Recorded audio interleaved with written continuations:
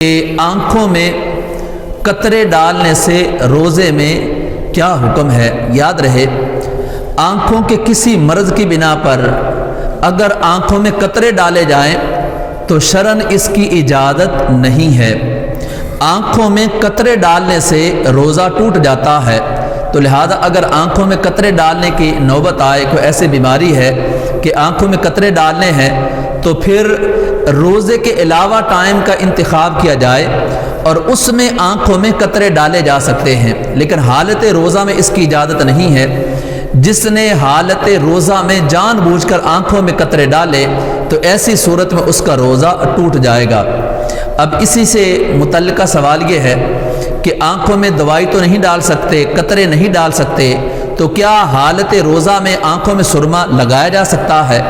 اس سوال کا جواب یہ ہے، قطرے ڈالنا منع ہے، دوا ڈالنا آنکھوں میں منع ہے۔ رہی سرمے کی بات، تو سرما لگانا یہ نبی پاک علیہ الصلوۃ والسلام کی سنت ہے، اور آپ نے سرمے کا استثناء فرمایا، یعنی حالت روزہ میں آپ نے سرما استعمال فرمایا، تو حالت روزہ میں سرما لگایا جا سکتا ہے۔ ہاں، کاجل لگانے کی اجازت نہیں ہے۔ امید ہے کہ آپ سرما اور کاجل میں فرق سمجھتے ہوں گے۔ کاجل اور چیز ہے اور سرما اور چیز ہے۔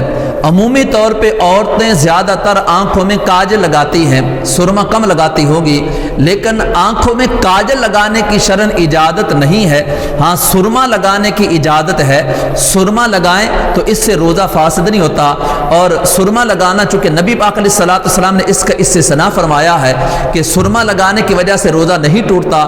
سرما لگایا، اور بعض اوقات اگر سرما لگاتے ہیں تو پھر اس سرمے کا کچھ نہ کچھ اثر حلق تک بھی جاتا ہے، چونکہ نبی پاک علیہ الصلوۃ والسلام جو خود شارع ہیں، جس کے بارے میں آپ نے خود حکم دے دیا، وہی شریعت کا حکم بن جاتا ہے۔ تو حالت روزہ میں سرما لگایا جا سکتا ہے، لیکن سرمے کی آڑ میں اگر کوئی دوا ڈالتا ہے، کوئی قطرے ڈالتا ہے یا پھر کاجل ڈالتا ہے، تو کاجل ڈالنے کی اجازت نہیں ہے اور نہ ہی آنکھوں میں قطرے ڈالنے کی اجازت ہے۔ اگر کوئی حالت روزہ میں آنکھوں میں قطرے ڈالے گا تو ایسی صورت میں اس کا روزہ ٹوٹ جائے گا۔